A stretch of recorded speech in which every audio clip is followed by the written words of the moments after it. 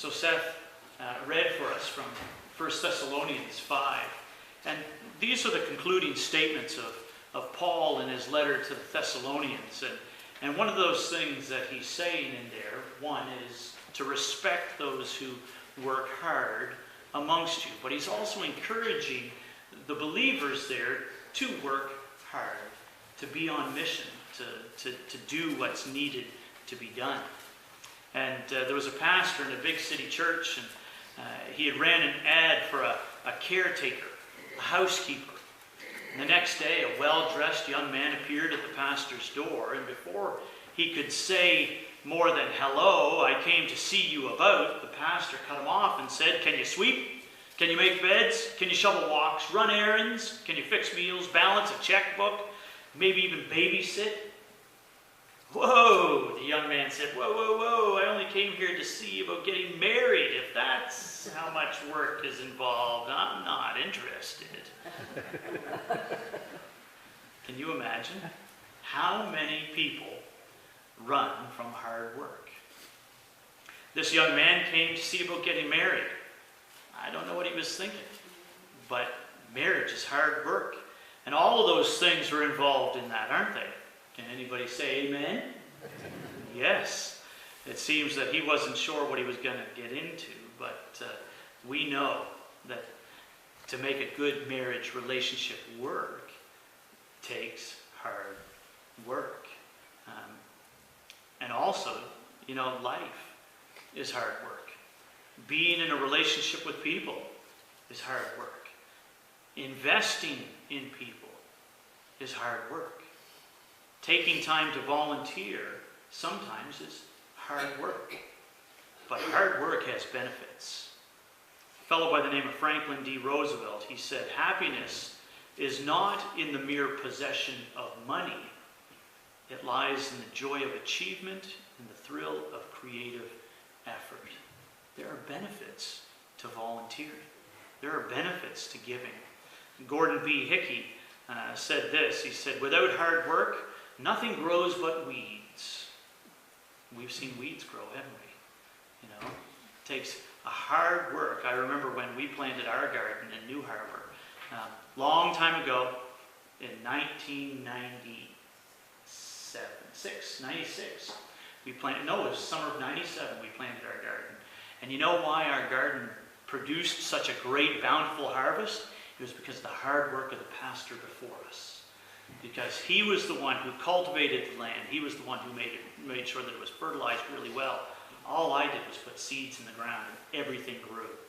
But you know what happened the next year? I didn't put the hard work in. I didn't put all the fertilizer I needed to. I didn't get near the crop that I did the year before because of all the hard work that Bob Mathedire had put into that ground. Who are the people who have worked hard for you? Who are the people who have made a positive impact on your life? Think about that for a second. I'm sure there's many people throughout your life that have made a positive impact, but I want you to share with me and share with everybody in one word, what was it that made an impact on you? What was it about that person, if you could, in one word? Sermon? Yeah. Dedication. Yeah. Sincerity. Mm-hmm. Yeah. Unselfishness. Yeah. Love. Love.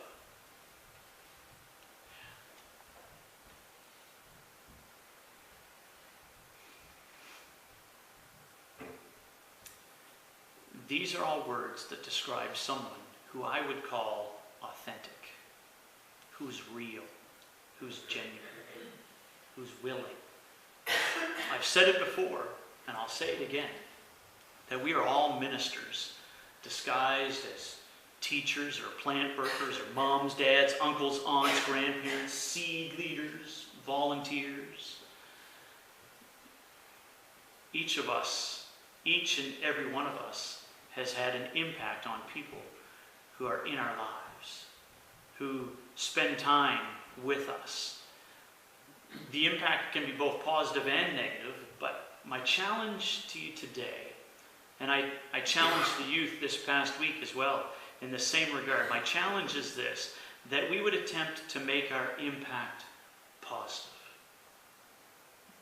That the lasting effects of our lives being in other people's lives would be positive. Because we have had people impact our lives in positive ways, and it has made a huge difference in our lives. And you see, one of the greatest gifts that we can give is to honor those who work hard for us. In 1 Thessalonians 5:12, Paul said this. He said, "And now, friends, we ask you to honor those leaders who work so hard for you, who have been given the responsibility of urging and guiding you along in your obedience. Overwhelm them with appreciation and love." Overwhelm them with appreciation and love. I brought a coffee cup, not because I'm drinking anything, but I brought it because I wanted to show you this, because it came with a letter one time. One of the things I do is I volunteer at our annual assembly at Oasis, and I've been the chief scrutineer. I've been doing that since 2000. Since 2000. So 18 years I've been doing this, volunteering. And I like it.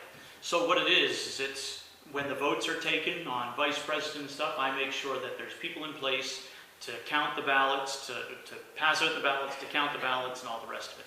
I make sure that all the votes are up, above board. And so anyway, Dr. Peter Reed, this is dated October 15th, 2014, so a little while ago, he wrote this. He said, "I'm writing to you on this pristine fall day in New Brunswick. The leaves are becoming beautiful here and the air is crisp and clear. I hope things are going well for you in your ministry and in your personal life these days. I want to take this opportunity to thank you for serving again as chief scrutineer for the convention at Oasis 2014. Don, you have been serving faithfully for us for a number of years, and I want you to know how much you are appreciated. Whenever you serve as chief scrutineer, we don't worry about anything. You do such a great job, and you and your team take this task very seriously. There are many details to consider in planning the Oasis event, but your expertise, your positive approach, and your dedicated service to the Lord does not go unnoticed. Thanks again for your willingness to serve in this capacity. I know that life is busy and this is another commitment, but when you take on this responsibility, we breathe easier. Thanks for being you."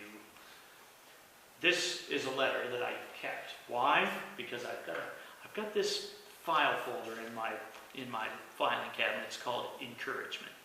Whenever I need a little bit of encouragement, I pull out the notes sometimes. And the reason why I brought this is because along with that note came a coffee cup.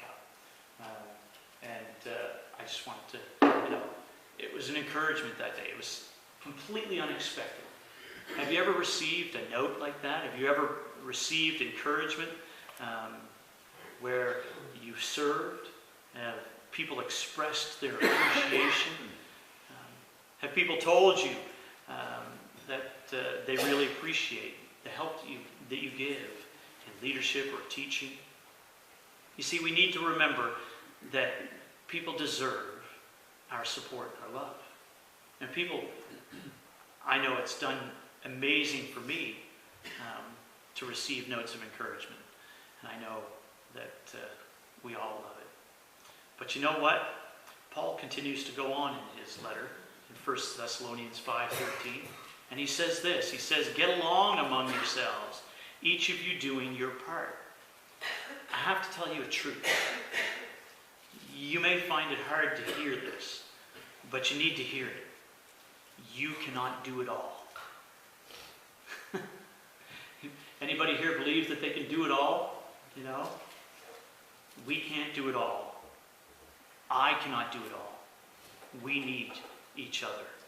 That's why we need to get along, as Paul says, among ourselves. You see, when there's dissension or bitterness in a group, it's hard to get things done. It's hard to work together and to work for Christ, but when people are authentically caring and building each other up, it's an amazing joy to be part of. A fellow by the name of Dr. Larry Crabb, he recalls an incident in the church he attended as a young man. He says, it was customary in this church that young men were encouraged to participate in the communion services by praying out loud. Feeling the pressure of expectation, the young Crabb, who had a problem with stuttering, stood to pray. In a terribly confused prayer, he recalls thanking the Father for hanging on the cross and praising Christ for triumphantly bringing the Spirit from the grave. And when he was finished, he vowed he would never, ever again speak or pray out loud in front of a group. At the end of the service, not wanting to meet any one of the church elders who might feel constrained to correct his theology, Crabb made for the door. Before he could get out, an older man named Jim Dunbar caught him. He prepared himself for the correction. Crabb instead found himself listening to these words. Larry, there's one thing I want you to know. Whatever you do for the Lord, I am behind you 1,000%. Crabb reflects in his book about this. Even as I write these words, my eyes fill with tears. I have yet to tell that story to an audience without at least mildly choking up. Those words are life words. They had power. They reached deep into my being. Even though he messed up, here was a man who was willing to encourage him, to stand alongside of him, to lift him up. Paul goes on to say in 1 Thessalonians 5, 16 to 18, he says, be cheerful, no matter what. Pray all the time. Thank God no matter what happens. This is the way God wants you to belong to Christ Jesus, to live.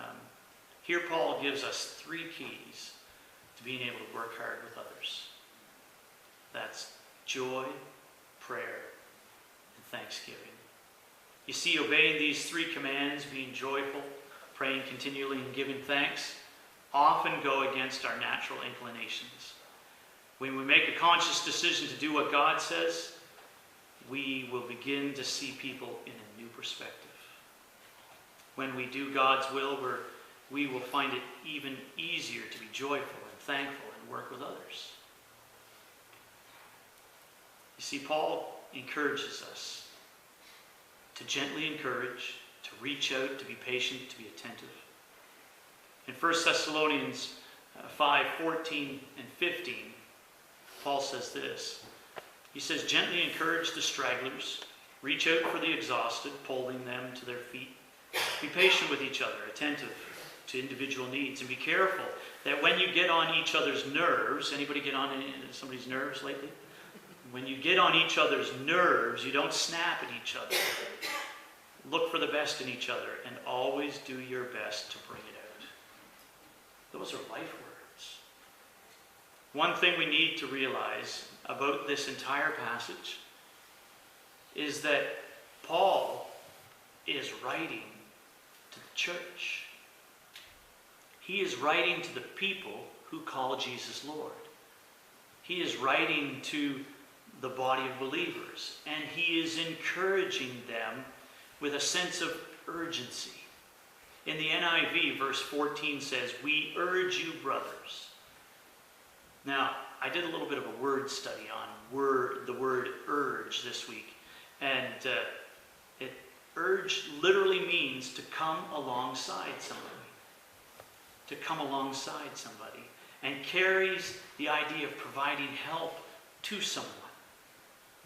Paul eagerly encourages the brothers, and I would include the sisters, the spiritually healthy believers, those who love Christ, to get involved in helping people and doing it to the best of our God-given ability.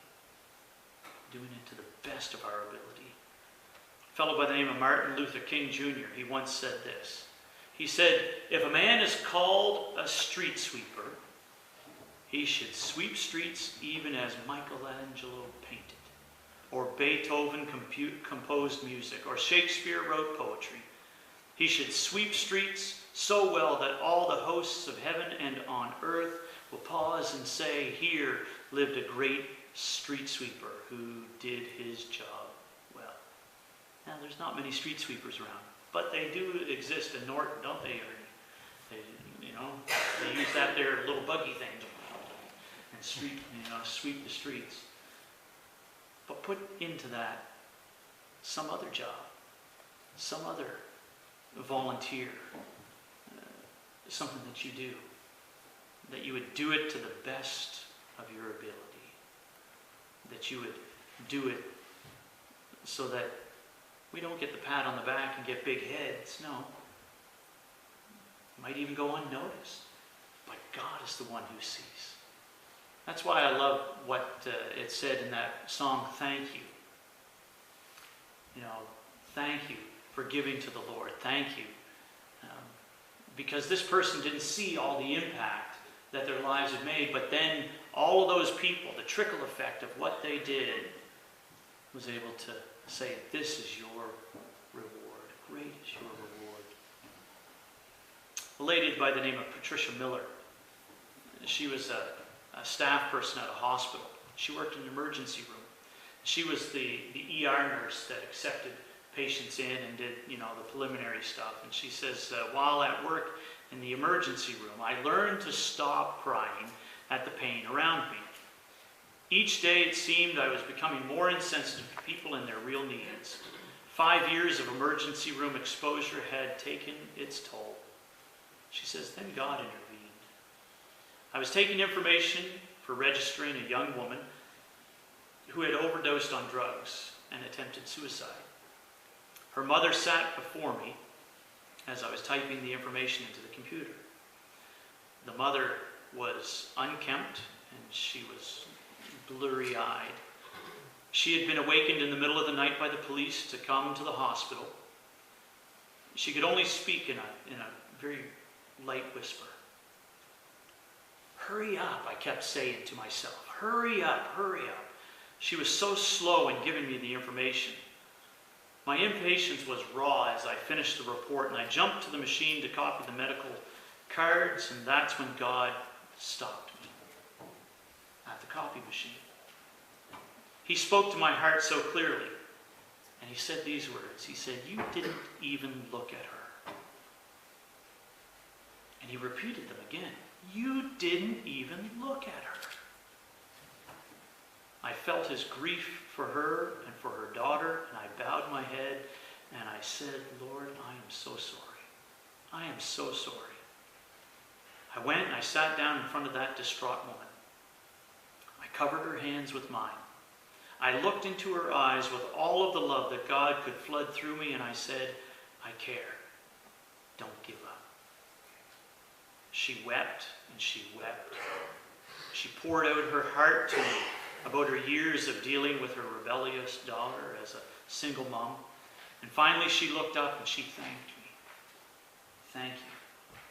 Thank you for taking the time. The cold-hearted one with no feelings, she thanked. She says, my attitude changed that night. My Jesus came right into the workplace in spite of rules that tried to keep him out. He came in to set me free, to care again, to give himself to that woman through me. My God, who so loved the world, broke that self-imposed barrier around my heart. Now he could reach out not only to me in my pain, but to a lost and hurting woman. How many times have we just bowled right through life, gone past people? But maybe that's not the case. Maybe you have taken the time to stop, to talk, to listen, to pray.